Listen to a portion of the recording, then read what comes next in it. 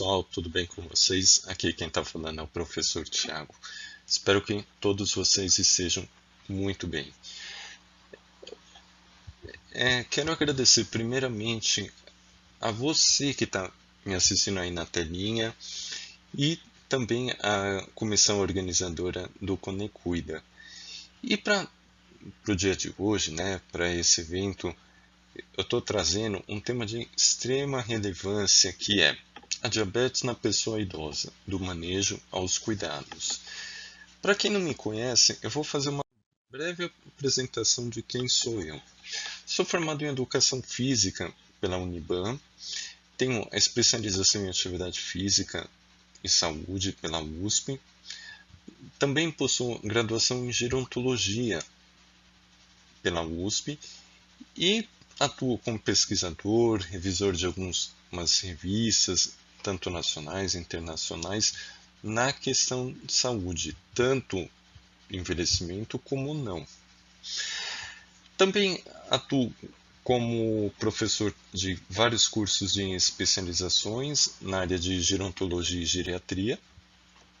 E quando sobra algum tempinho, também trabalho como personal trainer com pessoas idosas. Não só diabéticas, mas com outras comorbidades de saúde.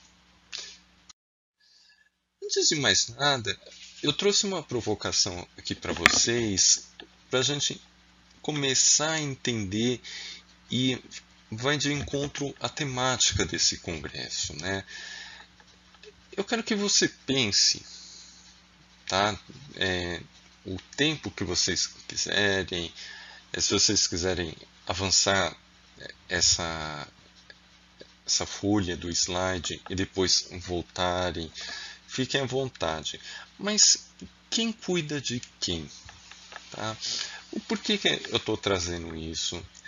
Quando a gente pensa na palavra cuidar, vem de cara aquela figura do cuidador.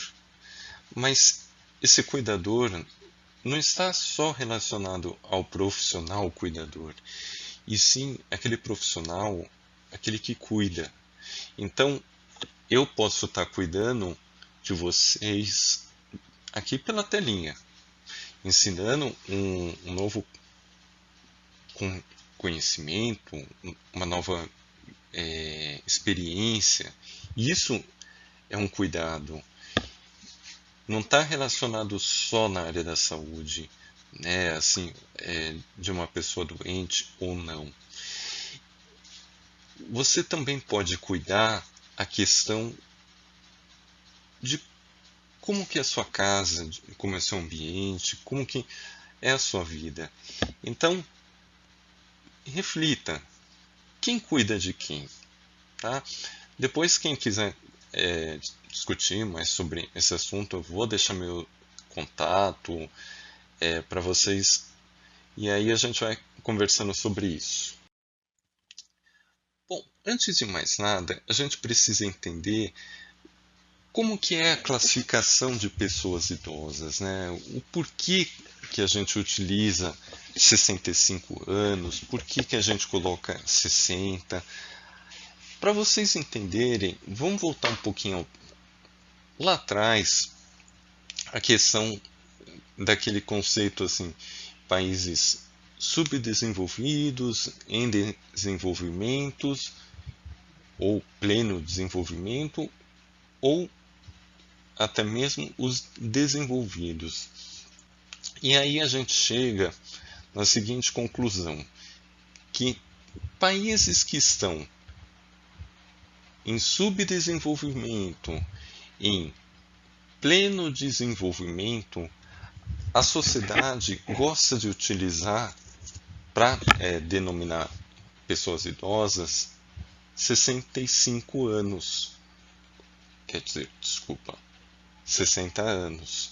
Por quê? A gente sabe que tem algumas modificações fisiológicas, orgânicas, que podem aparecer nesse período.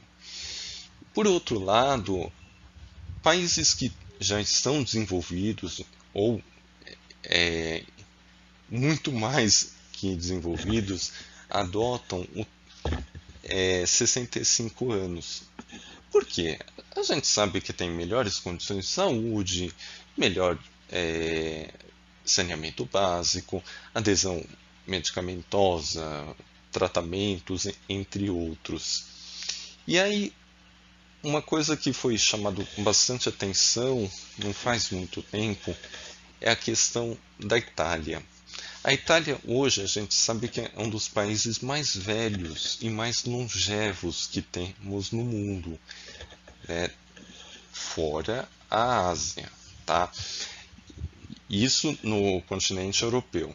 Para isso, eles utilizaram, de comum acordo com a Sociedade de Geriatria e Gerontologia Italiana, a classificação de 70 anos.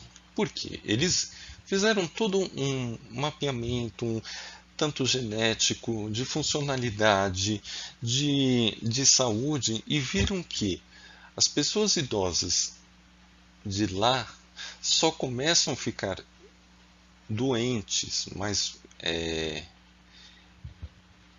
dependentes acima dos 80. E nos 70 anos viram que essa faixa etária ela era muito nova para apresentar algum problema de saúde. Então, exclusivamente, eles colocam como 70 mais. Por isso que eu coloquei aqui para vocês como depende. Outro termo que é muito também utilizado é a questão da longevidade, como eu mencionei para vocês.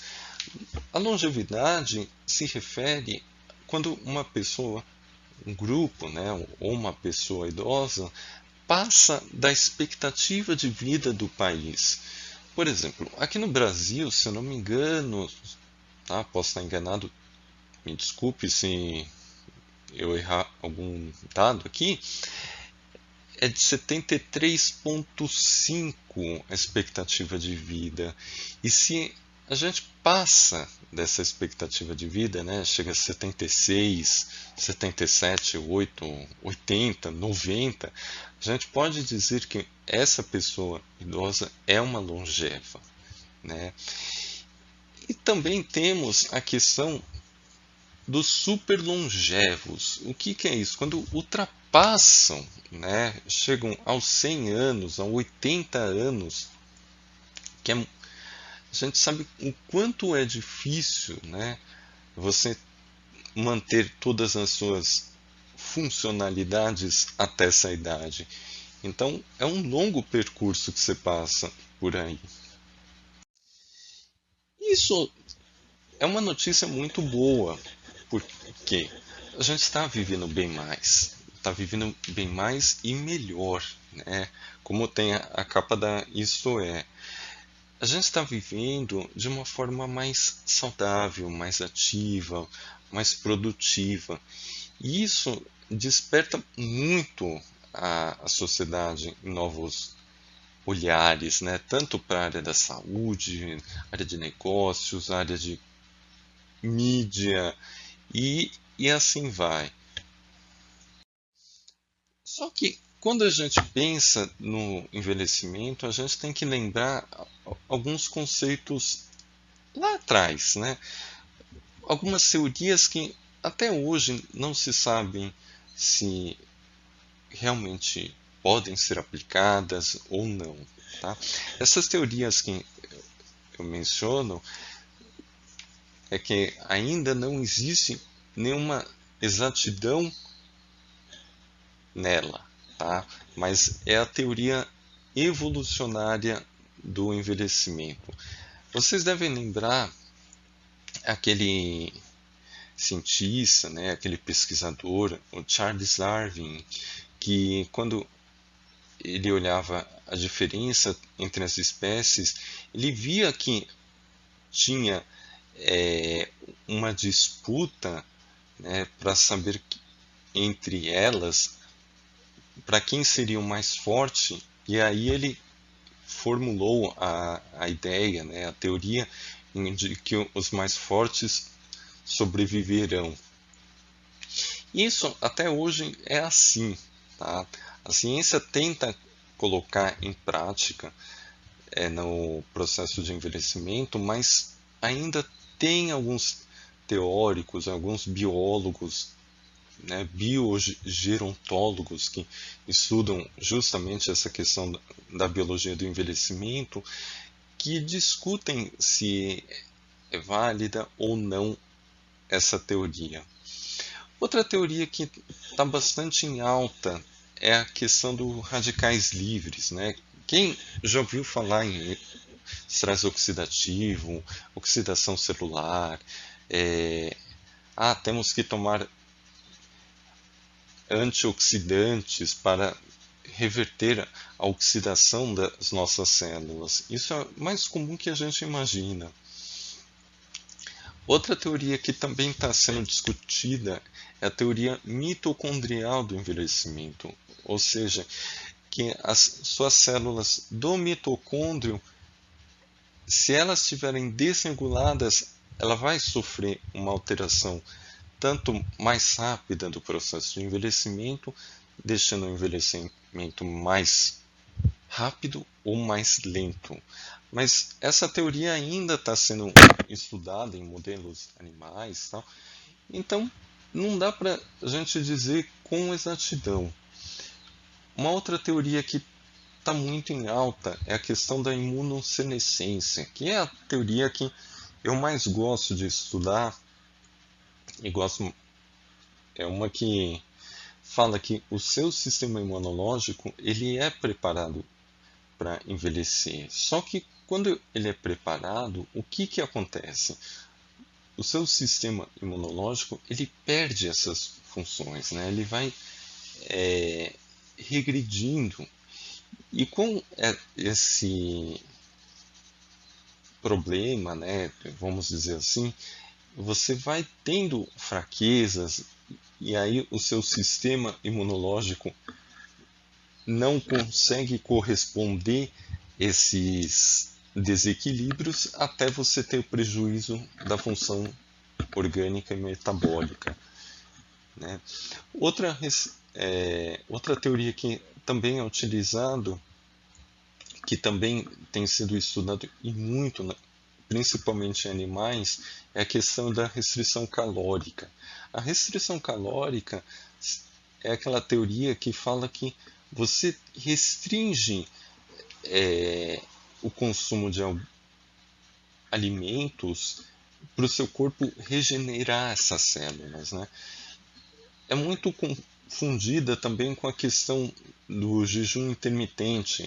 Você tem que comer até tal hora e depois não comer mais, porque o seu corpo vai buscar a energia que foi interrompida nesse período e você vai ter que comer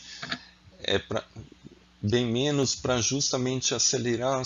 Então é uma teoria que ainda não existe nenhuma comprovação em humanos que ela é tão eficaz.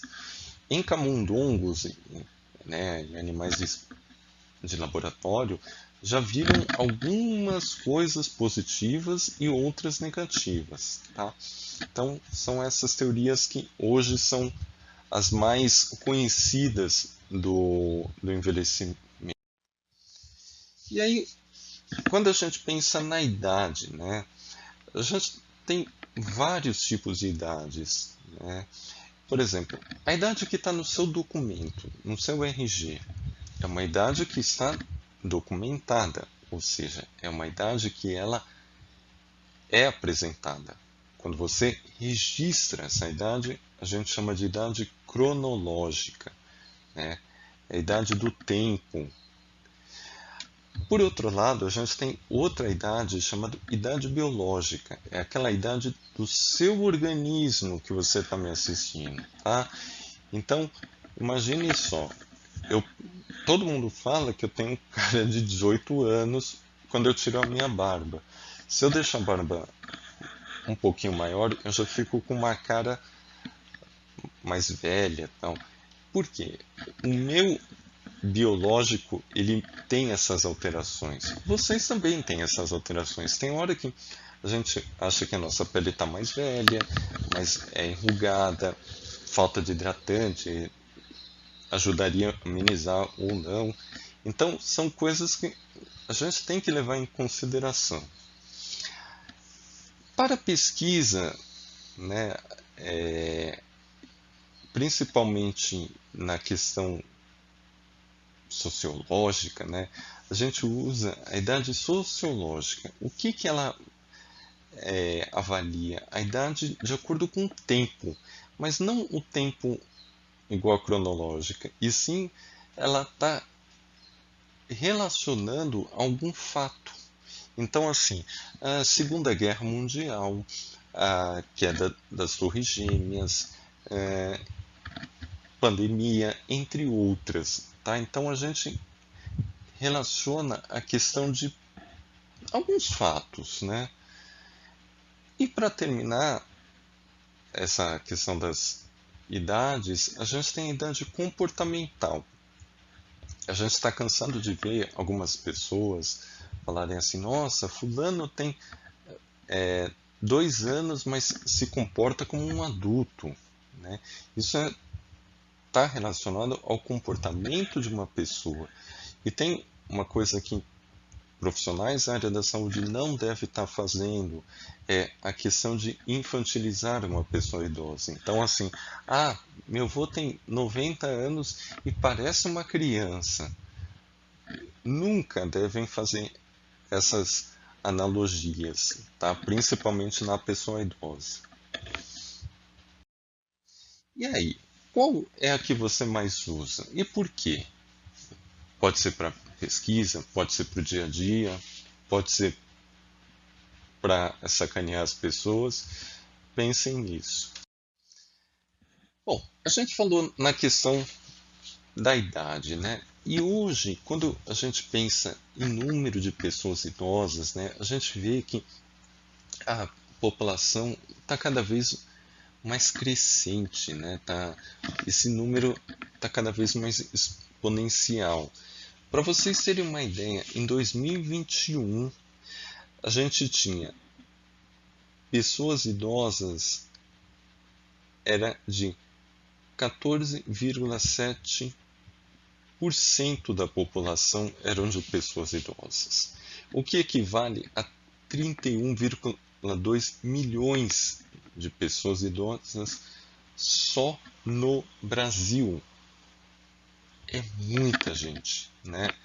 Pode parecer pouco, né? A gente fala assim, milhões, mas o Brasil não chegaria a tudo isso. Chega, tá? Então, assim, olha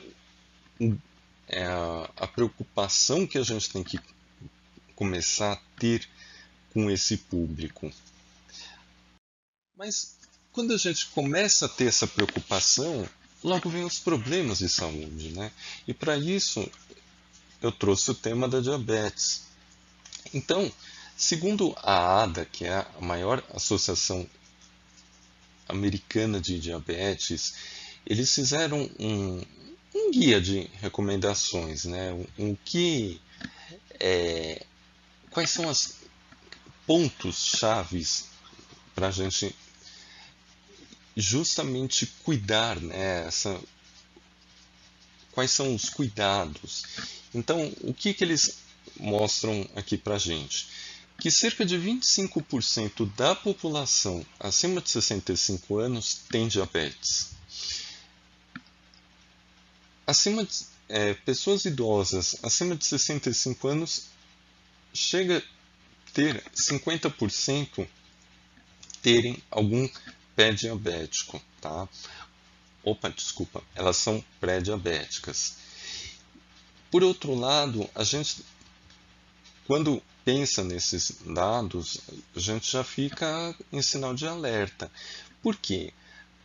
Idosos que são diabéticos, né, pessoas idosas que são diabéticas, ela tende a ter uma morte mais rápida, né, morte prematura, por ter complicações generalizadas no organismo. Ela tem uma debilidade funcional, ou seja, a sua questão da sua funcionalidade é prejudicada. como consequência a perda de massa muscular acelerada, né, que a gente sabe muito bem que é a sarcopenia, que é a redução de massa muscular por consequência da idade.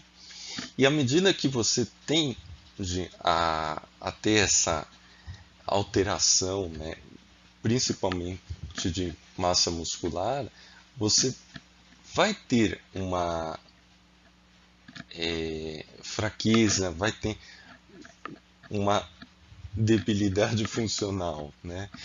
E também na pessoa idosa a gente encontra outras doenças crônicas, né, como a hipertensão, quadro de AVC, problema cardiopatas e doenças mentais. Quando eu falo doenças mentais, está relacionado à questão de Alzheimer, Parkinson, esquizofrenia, depressões, entre outras, tá?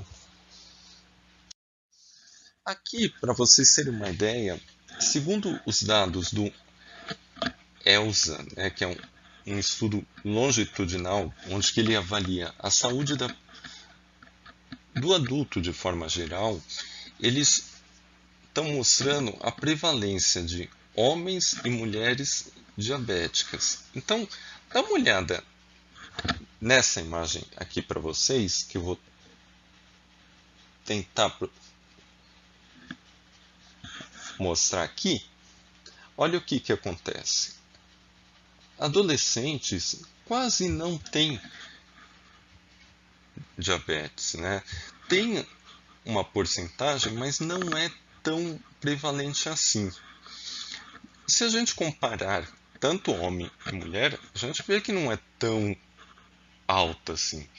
Já pessoas com 55 a 64 já começa a complicar. Por quê? Olha o tamanho dessa prevalência aqui. Está quase chegando aos 40%. Mulheres também.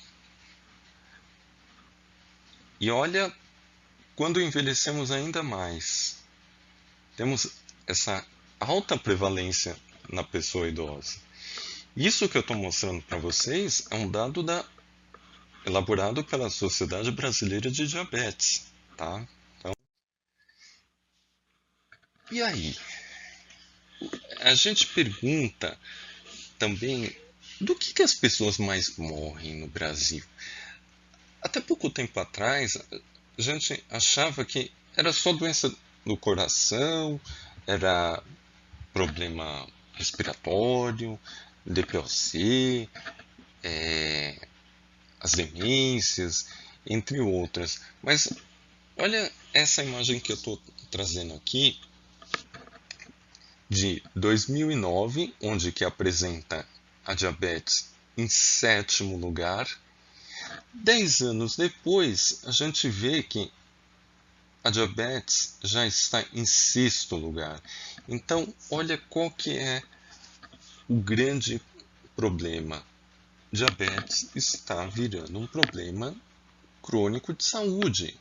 Já é, mas principalmente em pessoas idosas. Esse número está aumentando muito mais rápido.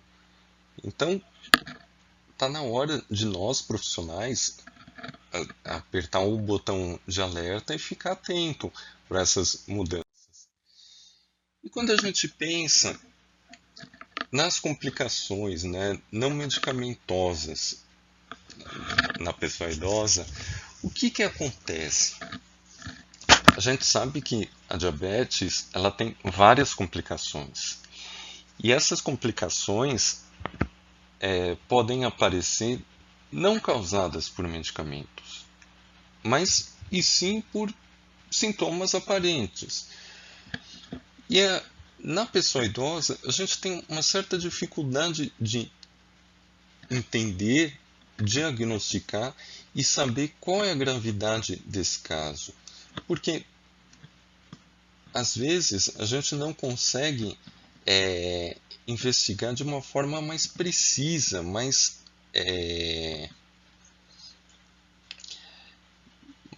presente, né? Os profissionais hoje da área da saúde não investigam de uma forma mais global, mais individual. Não, olham, tá tudo bem, não deve ser nada. Nem todos são assim, mas a gente tem relatos, né? Vocês devem conhecer também casos que a negligência médica ou de outros profissionais é muito presente. E aí, quais são os sintomas? A desidratação. Por que a desidratação? Eu não posso tomar mais água porque eu tenho incontinência urinária. Em momento algum, o médico vai falar isso, que você não pode tomar mais água. E sim reduzir o número de água. A hipotensão, aquela sintoma de pressão arterial quando a gente levanta, fica meio tonto assim, é momentâneo, ou seja, a queda brusca da pressão arterial. A crise hipertensiva, que algumas pessoas acham que é normal da idade, entre aspas, mas ninguém sabe se realmente está com outros problemas cardiovasculares ou metabólicos e acaba deixando. A cetoacidose metabólica, né, que é da própria diabetes. O coma diabético, que quando vai ver já está em estado crítico, né, ou só teve um mal súbito. Eu dei um copinho com água, com açúcar para ela. A pessoa é diabética, pode levar ao coma, né? Ou não, ou ser ao contrário, ter uma hipoglicemia, que a gente vai ver lá na frente algumas diferenças da hiper para hipoglicemia.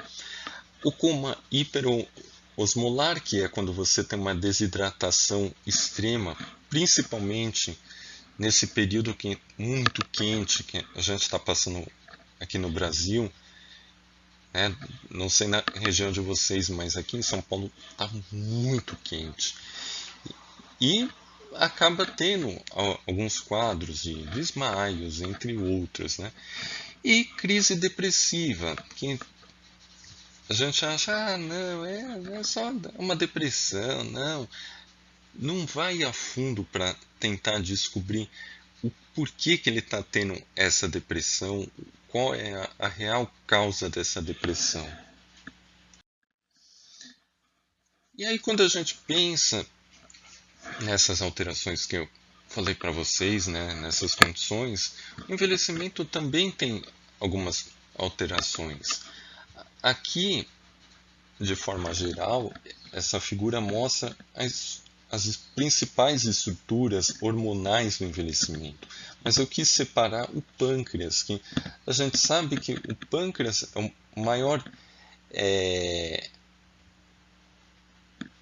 responsável pela diabetes, né? Ele que vai regular a insulina juntamente com o glucagon. E aqui ele mostra justamente isso, que você tem uma amplitude na massa de alta frequência da insulina, né? Você tem uma baixa frequência da função da insulina e você tem um aumento como posso estar dizendo para vocês, da insulina, mas de forma que ela não seja tão boa para o organismo, ou seja, ela tem uma produção, mas essa produção não é tão suficiente. Não sei se vocês conseguiram entender. Então, assim, um conjunto dessas alterações hormonais pode ter certeza que teremos complicações no futuro. Aqui vai ilustrar justamente isso, o que eu estava falando para vocês. Na figura, nesse gráfico, que é um estudo muito legal, que depois quem quiser dar uma lida eu vou mandar para vocês, que mostra a diferença do comportamento de sérios hormônios, né, como a insulina, cortisol e o glucagon em dois grupos, em de jovens e um grupo de idosos, né, de pessoas idosas. Como vocês podem ver, no glucagon, que é o que vai ajudar a regular também com a insulina, a, a diabetes, vocês podem ver que no quadro, na figura que tem, esse aqui representa os jovens, tá? Então o processo dele é muito mais rápido do que comparado com o das pessoas idosas. Ah, Thiago, mas são muito próximos. Não são. Parece, olhando assim, né? Vamos no de baixo. O cortisol também tem de adultos, né, jovens, e de adultos velhos, né, de pessoas idosas. Então, assim, o de jovens, que é o de baixo aqui, né, com o quadradinho preto aqui, ele está mostrando que ele tem um pico e depois ele se mantém. Aí ele volta ao seu estado natural. Já no de pessoas idosas, ele tem um pico, se mantém lá em cima ainda e demora muito mais para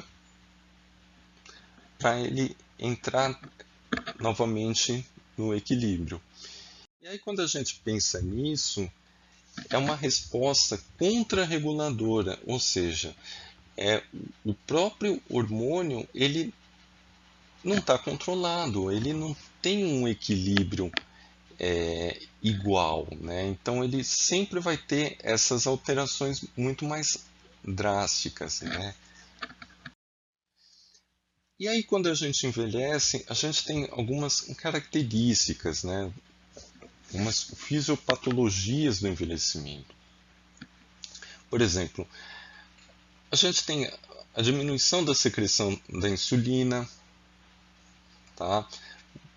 Por conta do fígado e do fígado não, desculpa, do pâncreas, da vesícula que ela tende a ser mais lenta esse processamento, a produção de hepática de glicose normal que manda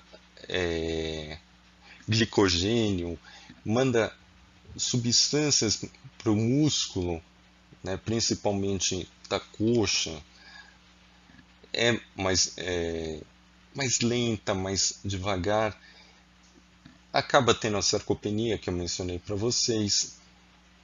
E aí tem essa cadeia aqui que é toda uma cadeia bioquímica que daria para ficar o dia inteiro só falando sobre isso, mas o foco é só para vocês terem uma noção da complexidade da doença da diabetes na pessoa idosa.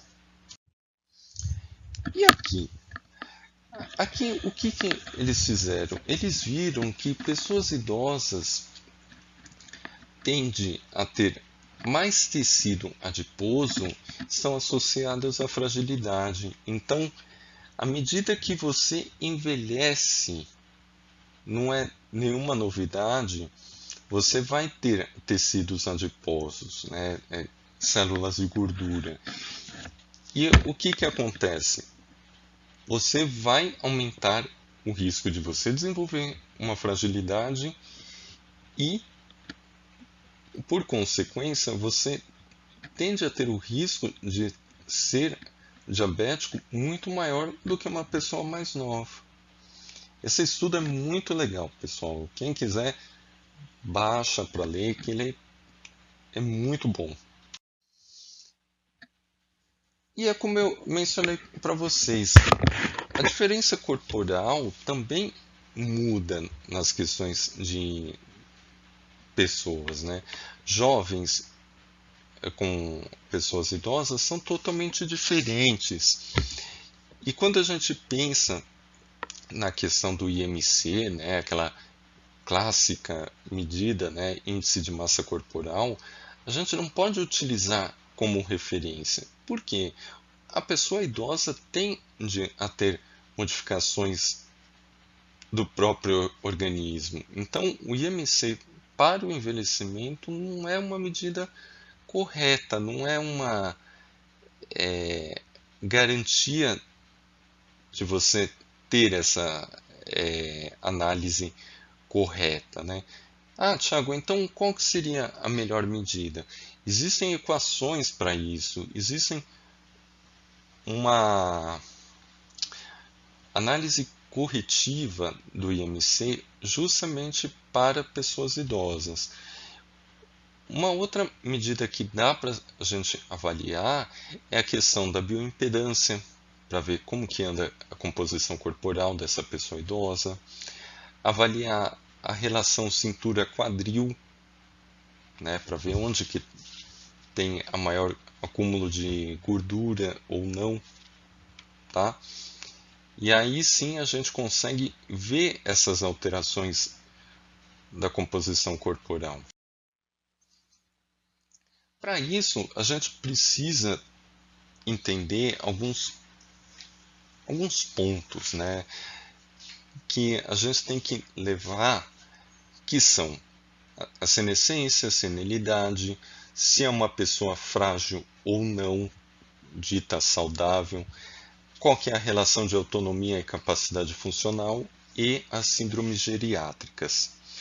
Eu vou estar passando para vocês de uma forma bem mais resumida, pela questão do tempo, para a gente não esticar muito. Aqui a gente pode ver uma clássica foto do marido da Rainha Elizabeth, o Philip, que são as duas pessoas em dois momentos totalmente distintos.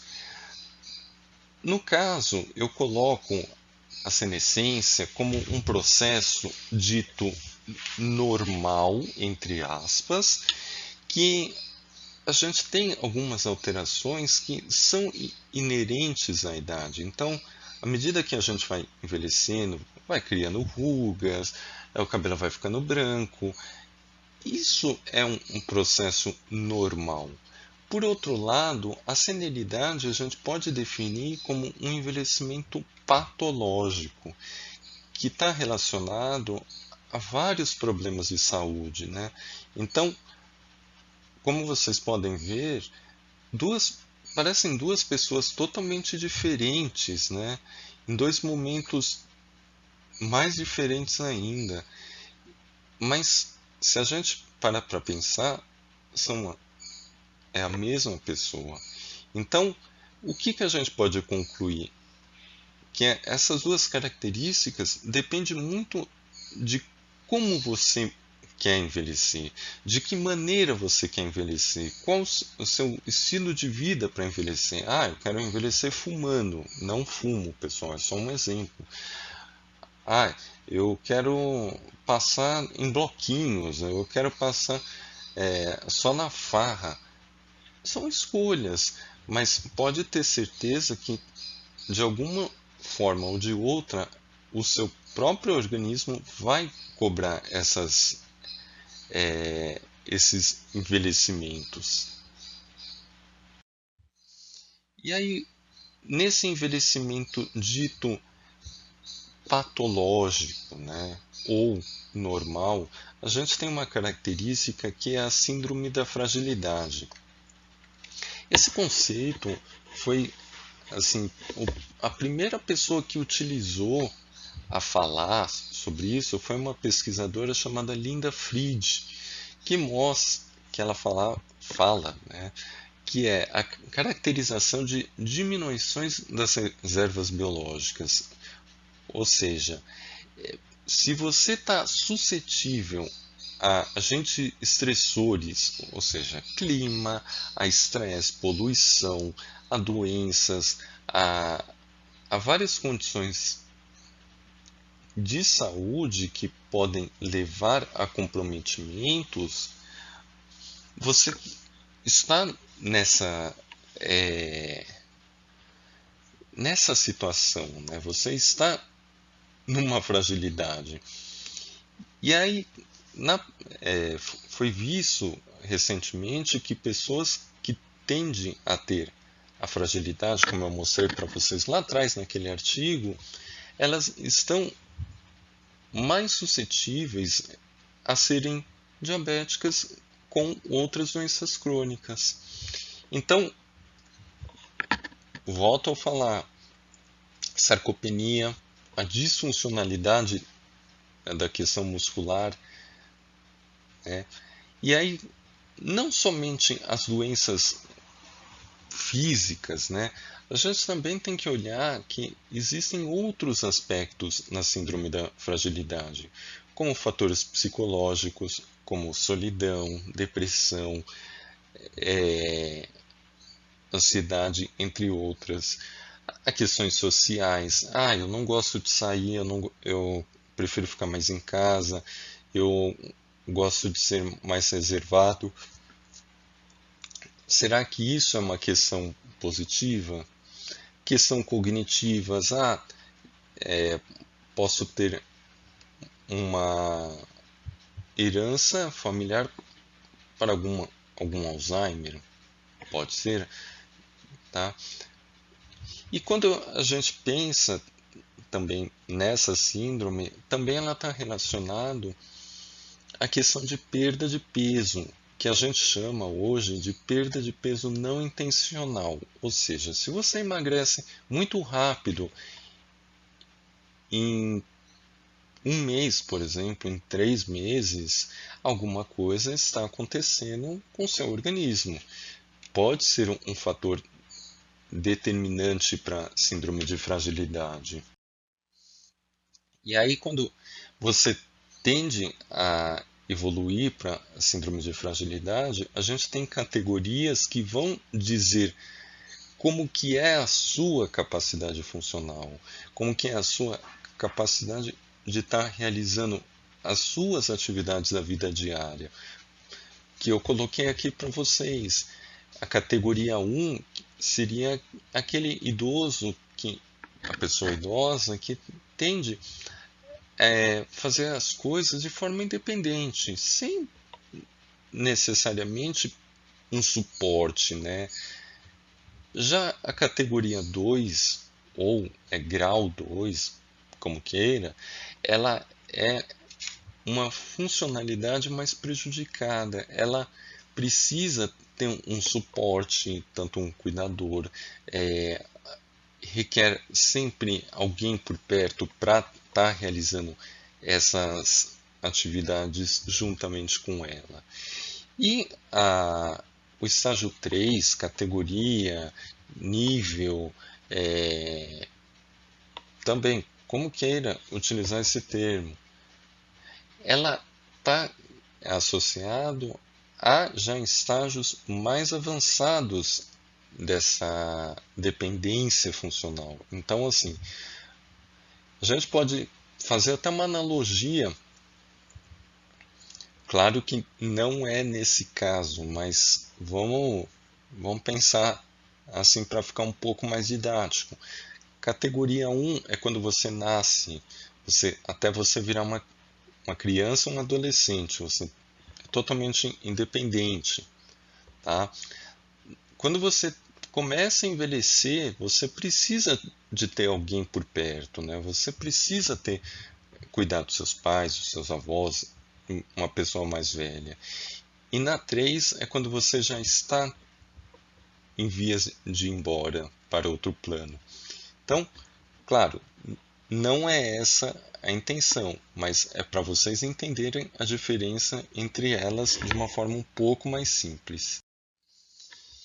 E aí, quando a gente pensa nessa questão da funcionalidade, dessas dificuldades, a gente lembra de cara as grandes síndromes geriátricas, que são as que mais acometem as pessoas idosas, né? Que é a incapacidade comunicativa, que se refere à falta de um discurso, de não ter essa relação direta, a iatrogenia, a baixa imobilidade, ou seja, dificuldade de andar, incapacidade cognitiva, que todo mundo acha assim, ele não consegue mais pensar. Tomem muito cuidado com isso. A gente consegue pensar até antes da gente partir, mesmo tendo algum problema sério de saúde. Insuficiência familiar, qual que é a nossa rede de suporte? Sim, se temos filhos, netos ou algum parente por próximos. Incontinência urinária, fecal, que está relacionado ao controle de xixi, né, que a gente sabe que não tem mais controle e às vezes acaba tendo algumas válvulas de escape ali em horas mais inesperadas. A questão da instabilidade postural, que está relacionada justamente à questão da postura. Ele é mais arcado, ele não consegue andar direito, ele não tem equilíbrio. Então, olha qual que é. A gente entra com o assunto de diabetes, mas ela também está relacionada a essa síndrome. E quando a gente pensa na diabetes, a gente também tem que ver que existe uma relação muito de empatia, né? Por isso que eu coloquei como manejo não farmacológico. Todas essas doenças, todas essas complicações que eu falei para vocês, a gente consegue resolver com isso aqui, ó. Muito carinho, tá? Muita atenção, muito cuidado. Lembra que eu fiz uma primeira pergunta para vocês? Quem cuida de quem? Agora vocês vão pensar de novo. Quem cuida de quem, tá? E aí a gente sempre tem que estar avaliando essa pessoa idosa nas condições de saúde, independente do estado que ela esteja, né? Então, fazer uma avaliação física, ver como que anda a mobilidade, a questão nutricional, cardiovascular, que a gente sabe que tem várias alterações, avaliação neurológica, ver se não tem nenhuma neuropatia, a retina, a questão renal para ver se não evoluiu para uma insuficiência renal, o sistema auditivo, o sistema imune e o psicossocial também é importante, que a gente acha que isso não tem nenhuma relevância para a questão clínica, né? Mas nos dá muitas informações que a gente nem imagina. E o tratamento e recomendações? Quando e como a gente prioriza as intervenções?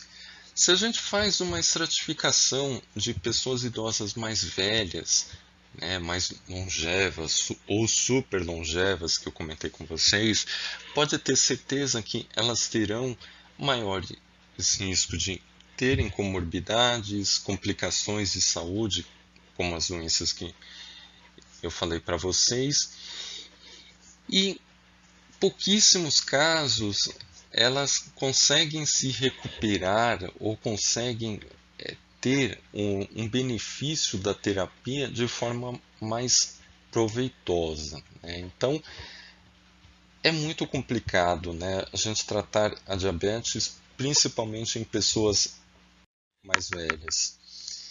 E aí entra a hemoglobina glicada.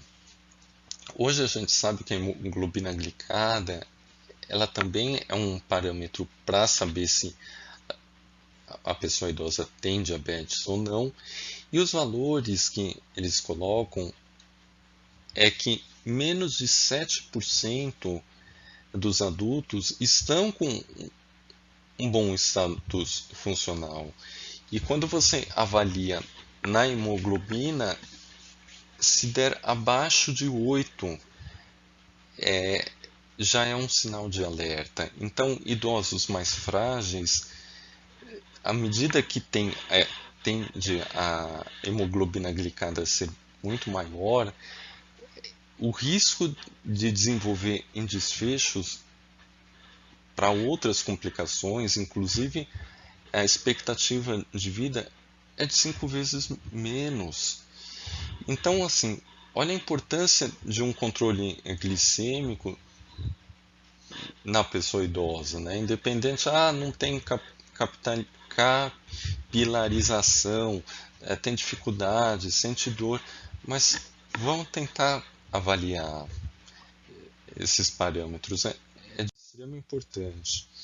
E aí, aqui eu trago para vocês, para a gente avançando já quase no final, alguns medicamentos que é utilizado hoje, né?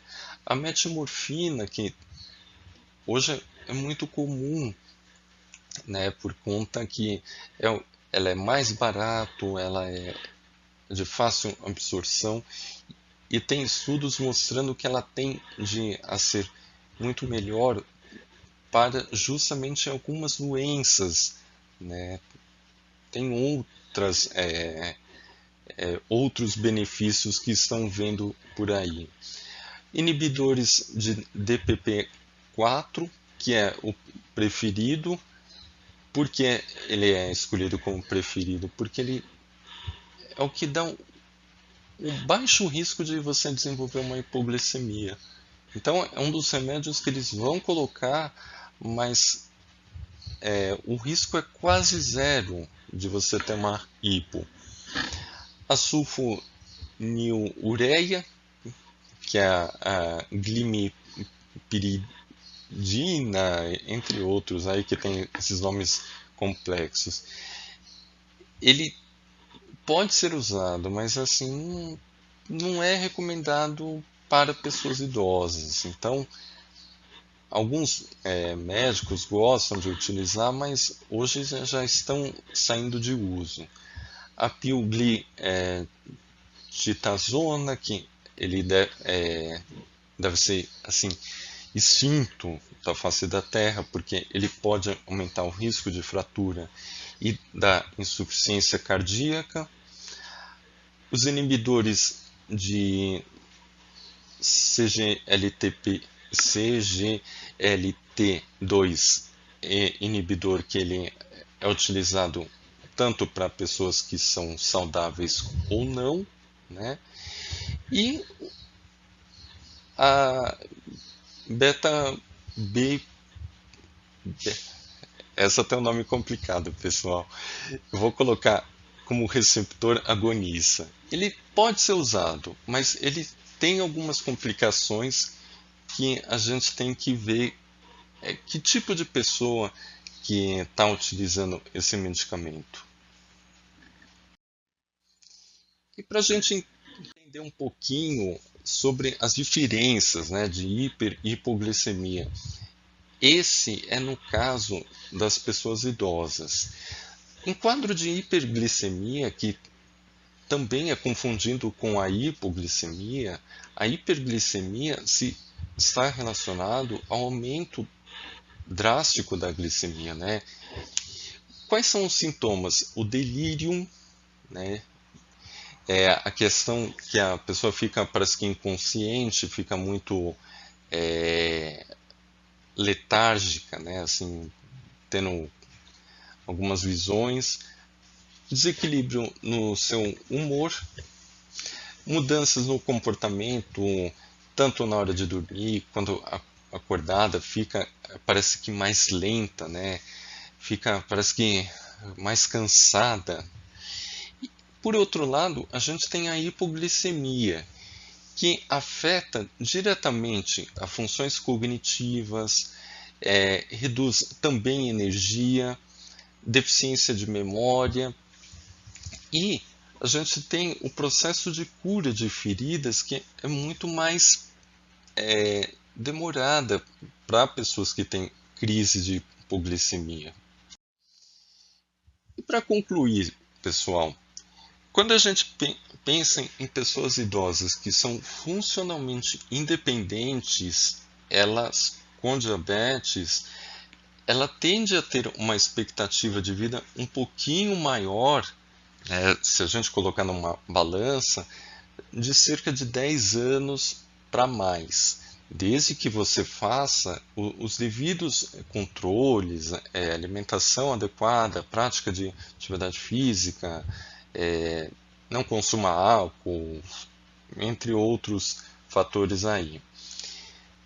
A gente também tem que ver que pessoas idosas com o alto de hemoglobina glicada, a gente tem que retirar esse anti-hiperglicemiantes, ou seja, remédios que vão aumentar ainda mais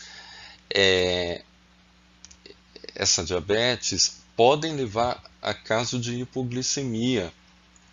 Tá? Então, a gente tem que ter esse olhar crítico. E uma outra coisa importante é que pessoas idosas com diabetes e multicomorbidades, como hipertensão, a própria fragilidade em si, ela tende a desenvolver crises muito maiores de hipoglicemia. Tá? Então, gente, nosso tempo está esgotando, né? E aí eu quero agradecer novamente o convite e deixar meus contatos. Quem quiser falar comigo depois, o pessoal da comissão pode estar disponibilizando. Espero que vocês tenham gostado. Podem me mandar e-mail para tirar dúvida, para a gente conversar. Eu mando os artigos. Então, muito obrigado e até a próxima.